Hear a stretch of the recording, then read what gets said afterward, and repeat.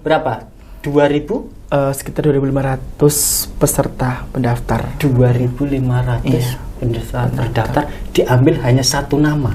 Satu nama sekali. Mas Danang Rizky Fadilah. Iya.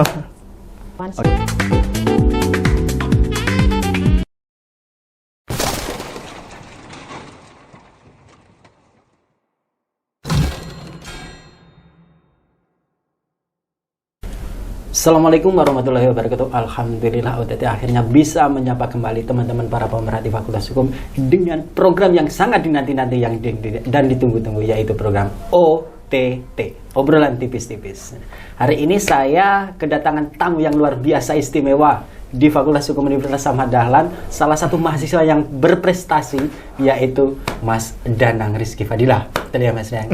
Apa kabarnya Mas Danang? Alhamdulillah baik Mas Kolik. Alhamdulillah, ya alamin. Matur suwun sudah mengkonfirm ya ngasih saya untuk undangan kami untuk yang kedua kalinya ya, kalau nggak salah. Kalau kemarin itu Mas Danang kita undang dengan tema apa Mas? Ketua Komunitas Peradilan Semu Mas Kolik. Ketua Komunitas Peradilan Semu, organisasi kemahasiswaan. Nah, ini kita temanya luar biasa yang membanggakan Fakultas Hukum bahkan universitas, yaitu sang juara nasional Duta Peradilan Mahkamah Agung Republik Indonesia. Selamat Mas Danang, luar biasa. Terima kasih, kami sudah diharumkan nama melalui Mas Danang di tingkat nasional bahkan di Indonesia.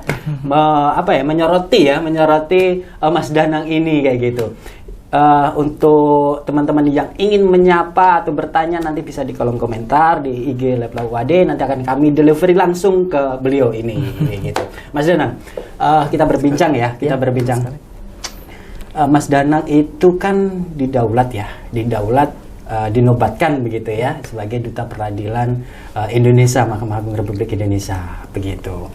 Saya pengen tahu memang tujuannya waktu itu mendaftar di sini itu dari dalam hati diri sendiri, saya pengen menjadi duta peradilan, seperti itu awalnya?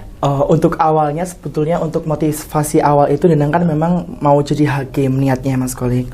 Jadi hakim. Kita aminkan teman-teman. Amin ya rabbal alamin. Oke. Kemudian mendengar informasi adanya Duta Peradilan Indonesia ini yang menurut Danang ini linear dan sejalan dengan cita-cita Danang untuk memahami lebih lanjut dan juga mendalami lebih dalam terkait dengan Mahkamah Agung Republik Indonesia dan Badan Peradilan Mahkamah Agung. Makanya Danang mencoba untuk mendaftar di Duta Peradilan ini supaya nanti mungkin bisa lebih tahu terkait dengan lembaga peradilan yang ada di Indonesia, memantapkan diri dan sambil belajar untuk mempersiapkan diri nanti untuk CPNS hakim gitu.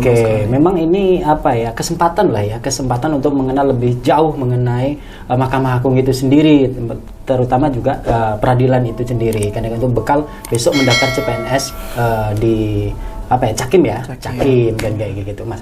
Ini Duta Peradilan Indonesia. Kalau saya baca berita ya, begitu muncul Danang Rizky Fadilah juara Duta Peradilan Indonesia, pendaftarannya yang gila sebejibun ya, mengeliminir berapa orang ya, dari pelosok sana pelosok sini kayak gitu. Berapa? 2000? Sekitar 2.500 peserta pendaftar. 2.500 peserta terdaftar, diambil hanya satu nama. Satu nama sekali. Mas Danang Rizky Fadilah. Iya. Bagaimana dengan waktu itu sempat terpikir nggak sih? Maksudnya 2000 sekian kan kayak gitu. Alhamdulillah kan kayak gitu. Rasanya seperti apa? Sebetulnya terkait dengan pertama kali Danang mendaftar ini memang niatnya bukan untuk menjadi juara ya Mas, tapi belajar bersama dan mendalami. Kemudian terkait dengan kalau misalkan memang bisa terseleksi menjadi 120, kemudian 8 yang dikarantina ke Jakarta, itu memang terlepas dari pikiran Danang bakal di titik itu. Apalagi bisa masuk 3 besar. Itu ada beberapa intrik dan juga ada beberapa cerita yang mungkin nanti bisa Danang sharingkan yang cukup menarik. 3 besar itu yang berpresentasi langsung di depan Yang Mulia Mahkamah Agung itu juga cuma punya sedikit waktu untuk belajar lagi.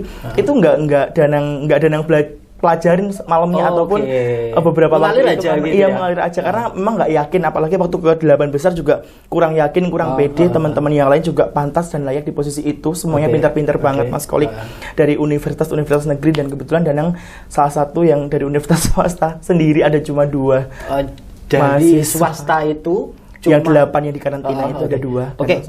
Sebelum sampai ke sana Mas ya, ini tadi udah disinggung juga.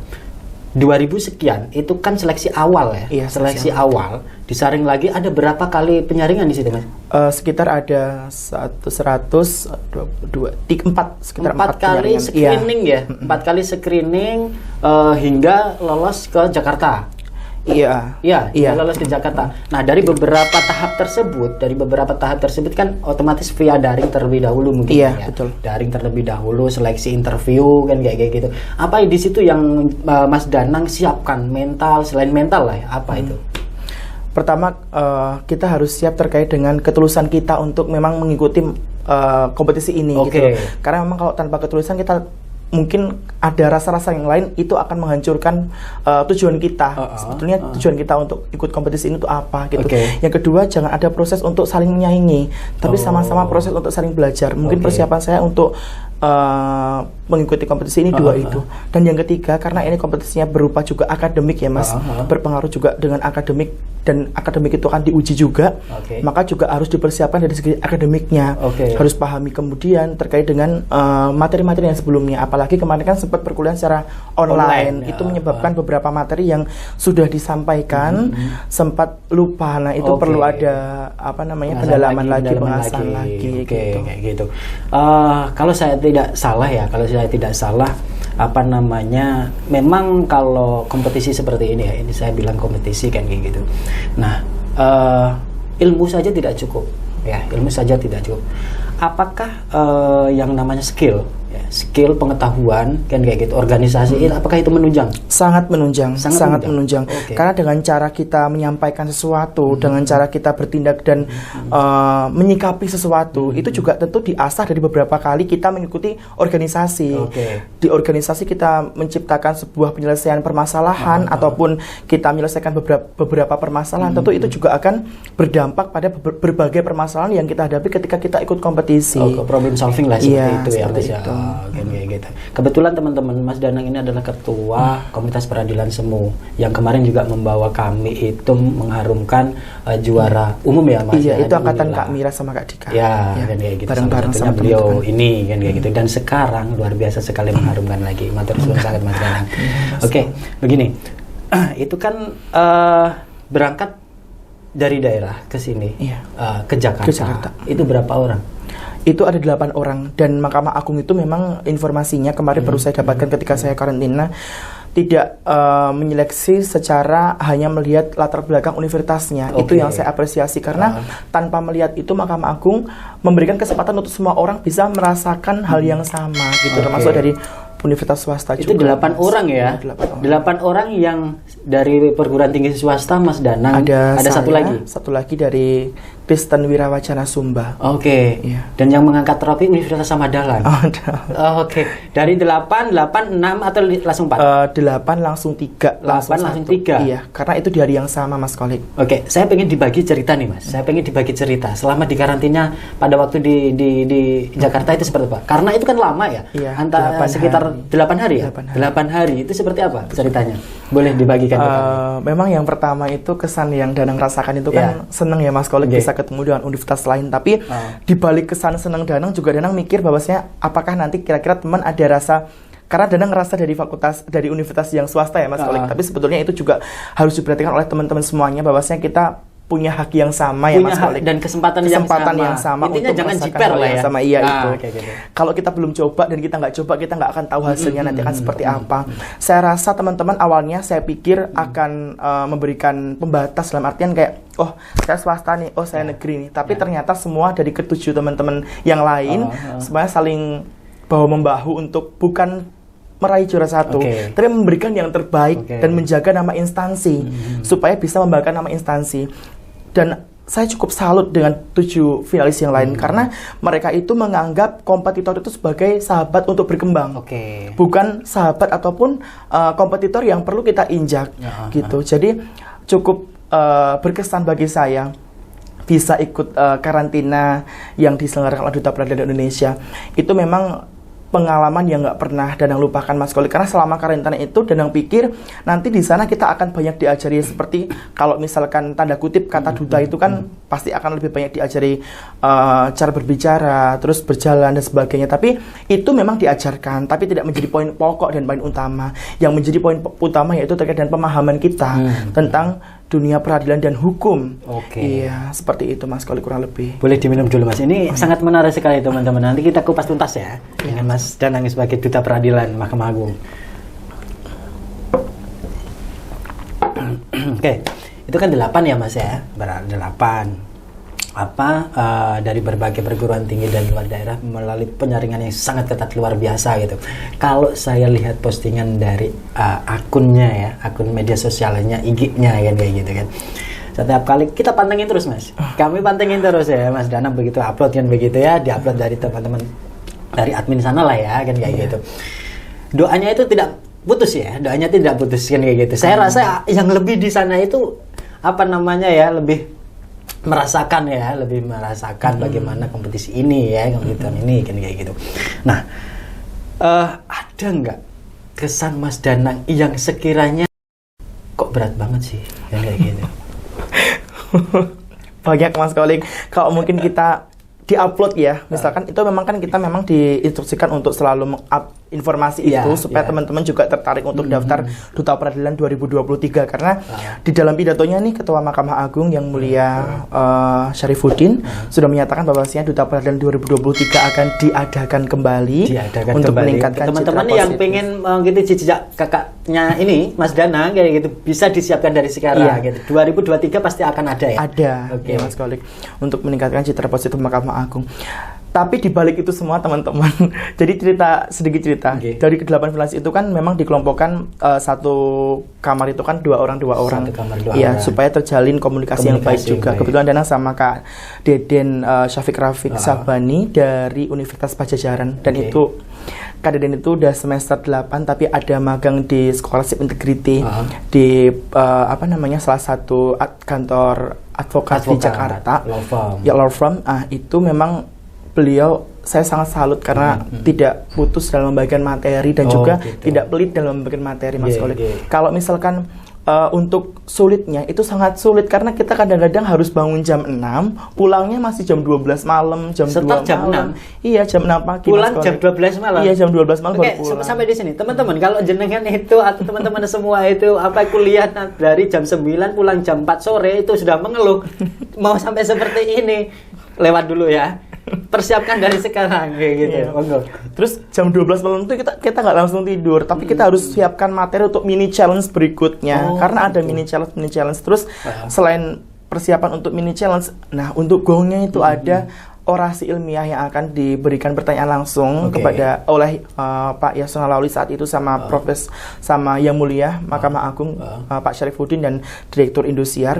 Nah jadi kalau misalkan di SCTV Tower Mas Kolik itu kan ada sampai tinggikan lantainya. Nah kadang-kadang kita di lantai kita itu masih nyala sendiri lampunya, yang lain udah mati semua karena kita sampai jam 12 kegiatan malam gitu, masih ada sampai jam 12 malam itu di SCTV Tower ya Mas, yang disiarkan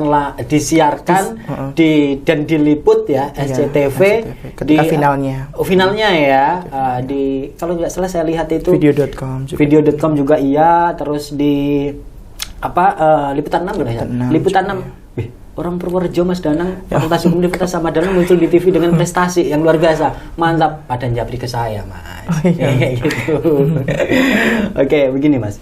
Nah, alhamdulillah kebetulan kan sudah dinobatkan sebagai Duta Peradilan ya, Duta Peradilan Indonesia 2022 kan kayak gitu. Ini masa bakti tugasnya sampai kapan? Atau seterusnya? Kalau untuk Duta Peradilan Indonesia sebetulnya kalau untuk tahun pertama itu sampai bulan Desember. Sampai bulan Desember. Ya, karena Duta Peradilan Indonesia juga baru pertama kali diadakan. Dan kemudian nanti insya Allah Duta Peradilan Indonesia yang ke 2023 masa baktinya akan lebih panjangkan lagi karena seleksinya juga pasti akan kemungkinan maju lagi dan lebih ketat lagi.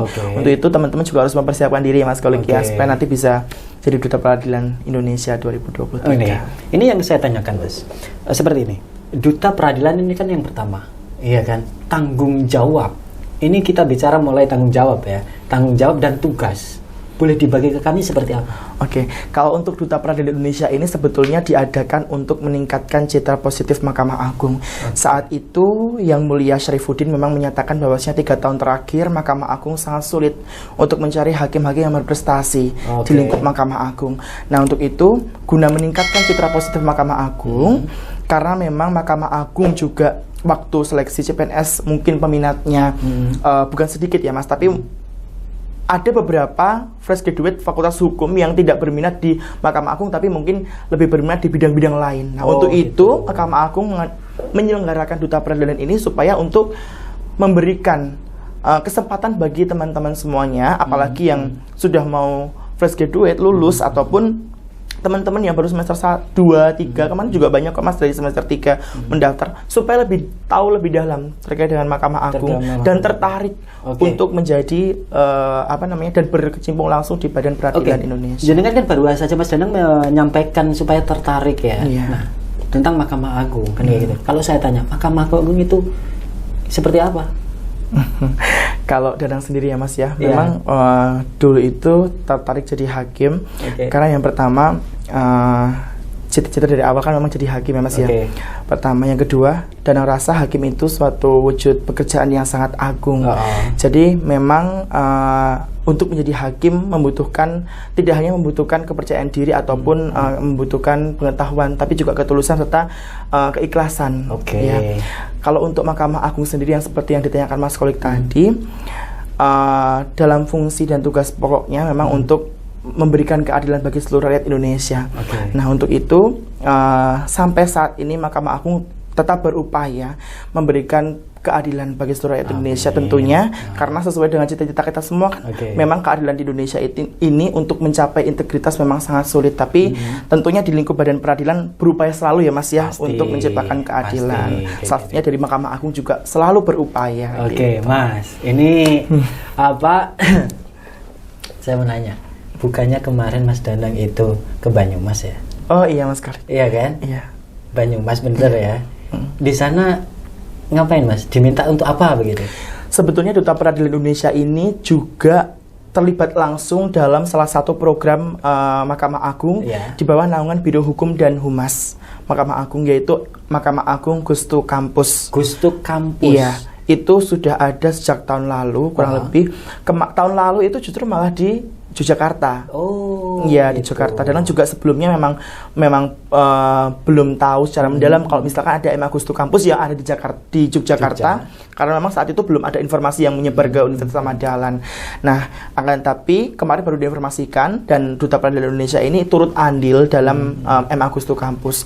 Ada untuk tahun ini ada sampai 3 untuk program MA Gustu Kampus, yaitu pertama itu di Purwokerto, di Jakarta, kemudian di Bandung.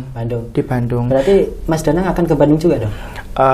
Kalau itu nanti dikomunikasikan lagi sama penanggung jawabnya juga. Karena kan ada beberapa finalis juga yang dari luar ya Mas ya.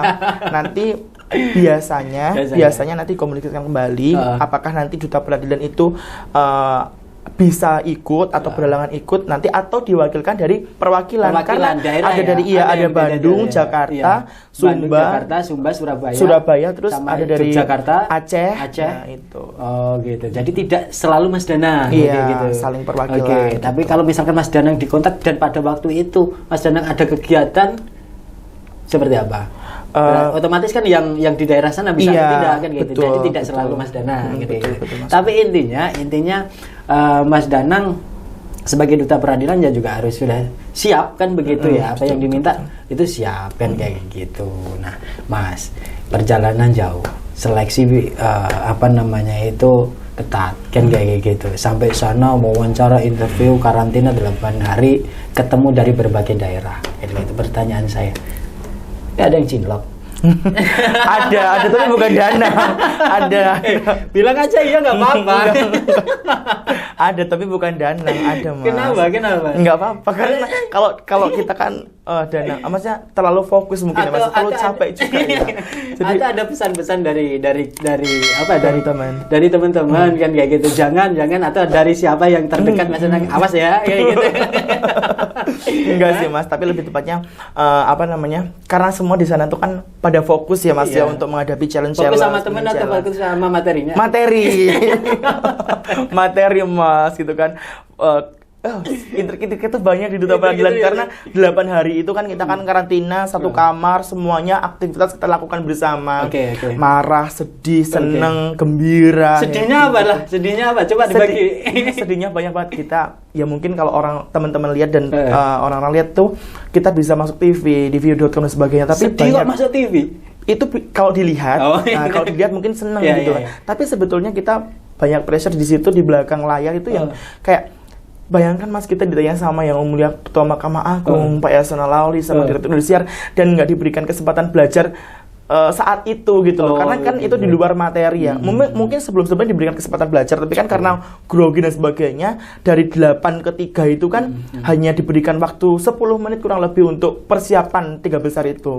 Ya, jadi kan itu betul-betul yang nggak pernah Danang lupakan itu karena Danang kaget banget ya Mas, dari 8 ke 3 Danang nggak nyangka mau pilih ke 3 besar itu. Makanya Danang kalau usah belajar lah, yang teman-teman juga dari Unpad gitu kan, tiba-tiba dipilih. Makanya Danang kayak kalau di video itu disaksikan Danang kayak orang, maaf ya Mas, kayak orang nggak paham gitu loh. Lah ini beneran saya gitu kan, nggak yakin gitu loh, dan nggak siap materinya nanti yang mau ditanya apa, jadi grogi gitu loh. Tapi kayak gini, Mas Danang itu kan sudah biasa di panggung ya, sudah biasa di panggung, terus apa namanya sudah biasa di forum kan kayak gitu. Kalau pertanyaan kayak gini, walaupun 3 besar itu apa namanya, ya udahlah kita pasrah kan kayak gitu, kita ikhtiar aja kan kayak gitu kan.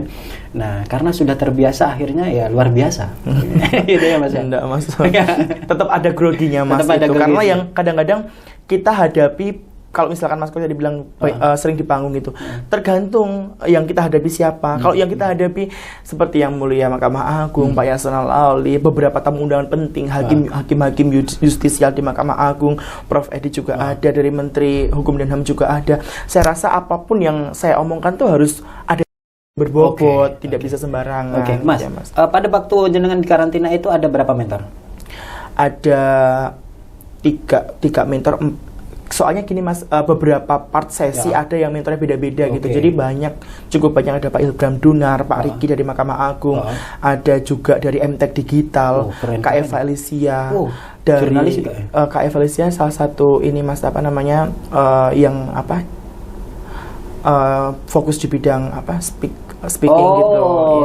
Public speaking. Public speaking dan sebagainya gitu. Mas, ada satu di mana momen yang sekiranya itu apa namanya diingat Mas Danang, paling diingat Mas Danang pada waktu pembekalan, entah itu seperti apa gitu, boleh dibagi? Sebetulnya paling diingat tuh ketika ini Mas, apa namanya, agak lucu. Iya, enggak apa-apa. Jadi gini, ketika kita gladi resik itu kan kita kan hari Kamis itu kan kita final. Hari Rabunya itu kan kita kan digenjot banget untuk persiapan final itu, karena itu disiarkan secara langsung di video.com. Itu teman-teman tuh semuanya banyak belajar, banyak mencoba untuk apa namanya meminimalisir kekurangan-kekurangan dia, karena memang kita dikasih tahu kamu jangan kecepatan, kamu jangan ini, kamu jangan itu sebagainya. Tapi Danang tuh cuma ngeliatin teman-teman semuanya karena ngerasa bingung apa yang harus aku lakukan gitu Mas, apa yang bisa aku lakukan gitu. Sedangkan Danang ngerasa, makanya Danang kan ketika masuk 3 besar Danang nggak pernah mikir itu, karena lihat teman-teman yang lebih effortnya daripada Danang gitu loh. Nah setelah itu memang malamnya itu memang Danang sempat ya nangis dulu lah Mas, semua dikeluarin dulu, kita simpan dulu. Dan Danang inget banget dari awal itu memang Danang sama Kak Deden kan satu kamar. Danang sama Kak Deden tuh nggak seaktif teman-teman yang lain, karena kalau Kak Deden itu ternyata prinsipnya sama kayak Danang, jangan dipikir air yang tenang itu nggak ada buayanya. Ini quotes-nya keren itu. Jangan dipikir air yang tenang itu nggak ada buayanya, kalau kata Kak Deden. Ada buayanya. Jadi ketika kita nggak aktif, kadang-kadang tuh kita suka disenggol Danang, Deden suka ngomong dong gitu-gitu. Terus Kak Deden selalu nyetok, jangan dipikir air yang tenang itu nggak ada buayanya. Kita tenang dulu, kita simpan dulu nih energi kita untuk nanti ketika di final menghadapi pertanyaan-pertanyaan dari Ketua Mahkamah Agung dan sebagainya. Dan juga, oh iya ya kayaknya bener juga ya gitu. Makanya kadang-kadang nggak aktif teman-teman gitu. Oke, boleh. Ini keren juga ini quotes-nya Mas Danang ini. Oke, Mas, pada waktu penobatan ya, pada waktu penobatan, malam penobatan begitu. Nah, begitu mendengar kata nama Mas Danang kayak gitu, apa yang dirasakan? Kan itu sebetulnya untuk Duta Peradilan itu kan keputusan mutlak dari Ketua Mahkamah Agung yang mulia Syarifuddin. Jadi itu jurinya beliau langsung? Iya, atau 3 juri itu yang memberikan keputusan mutlak itu hanya yang mulia Ketua Mahkamah Agung. Tidak ada perundingan antara Pak Yasona Lawli dan Dr. Indosiar. Tidak ada. Dan Danang sudah yakin tuh, makanya ketika sudah selempang itu kan yang mulia kan muter-muter dulu. Nah, ketika selempang itu udah deket Kak Deden, Danang udah Kak Deden Danang bilang kayak gitu. Danang kalau di video itu kalau disaksikan Danang Kak Deden sudah yakin banget teman sekamar Danang Mas tuh. Dan Danang yakin beliau tuh mampu lebih jauh daripada Danang. Makanya kok malah saya kan itu kan terkejut banget ya Mas. Saya sampai nggak nyangka, malah Danang sempat nggak ngerasa nggak enak dan nggak pede juga sama kedua filasi yang lain yang Danang rasa. Tapi pilihannya ke Mas Danang kayak gitu. Iya, saat itu. Yang mulia langsung dikalungi. Iya, nggak tahu kan Mas. Tiba-tiba kok ini yang mulia kok dari Kak Deden kok. Aduh, ini kok jalan ke Danang. Danang nggak tahu kan Mas. Padahal waktu di tempatnya Kak Deden, Danang udah Kak Deden gitu. Ternyata kok ke Danang gitu. Makanya ya udah, alhamdulillahirabbil alamin. Perasaannya luar biasa, campur aduk ya, anugerah yang tak terhingga ya Mas ya, kan kayak gitu. Siapa yang pertama kali dihubungi?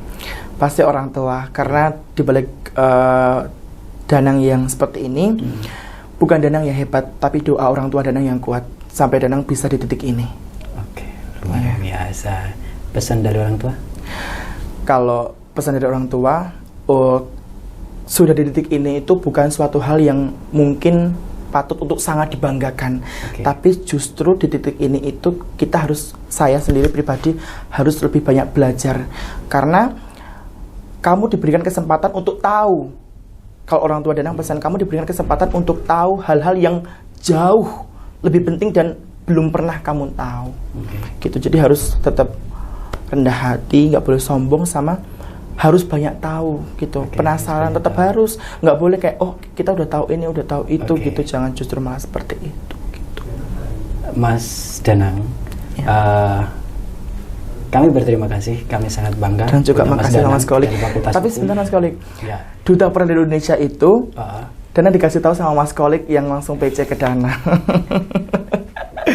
Jadi Danang tuh nggak sadar dan nggak nyangka waktu itu niatnya memang mau coba-coba daftar itu. Pertamanya nggak pede, tapi Mas Kolik kirim ke Danang nggak tahu kalau itu tuh ternyata baru pertama kali diselenggarakan itu. Mas Kolik makasih banget juga udah kasih informasi itu. Mas Danang. Mas Danang itu sebagai delegasi dari Fakultas Hukum, yaitu inisiatif Mas Danang untuk mengikuti lomba yang diadakan oleh Mahkamah Agung sebagai Duta Peradilan Indonesia. Kan kayak gitu. Sampaikan terima kasih kami kepada orang tua, kan kayak gitu. Selamat mengemban tugas amanah baru dari Duta Peradilan Indonesia. Semoga sukses, semoga berkah, semoga dengan jadi Duta Peradilan Indonesia, cita-cita sebagai hakim yang disampaikan tadi terkabulkan. Amin. Terima kasih Mas Kolik. Gitu ya. Ada yang ingin disampaikan lagi? Mungkin kalau dari saya sedikit ada pesan saat itu ketika saya berkunjung di Mahkamah Agung yang hari terakhir pada hari Jumat saat itu. Ketua Mahkamah Agung bidang non-judisial Pak Sunarto saat itu menyampaikan bahwasanya untuk teman-teman semuanya Fakultas Hukum Universitas Ahmad Dahlan terutama, dan untuk seluruh teman-teman mahasiswa Fakultas Hukum, jadi apapun kalian, jadilah penegak hukum yang berintegritas dan berintelektualitas. Karena integritas tanpa intelektualitas itu juga tidak dapat dijalankan. Dan sebaliknya, intelektualitas tanpa integritas itu juga akan kosong. Seperti itu. Jadi untuk membangun sistem peradilan di Indonesia yang berintegritas dan berintelektualitas memang butuh orang-orang yang harus paham terkait dengan integritas dan intelektualitas itu apa sejatinya, bukan hanya sekedar paham secara semata gitu. Luar biasa. Ini memang kalau Duta Peradilan itu satu ucapannya itu banyak mengandung makna. Terima kasih Mas Danang karena kita dibatasi oleh waktu.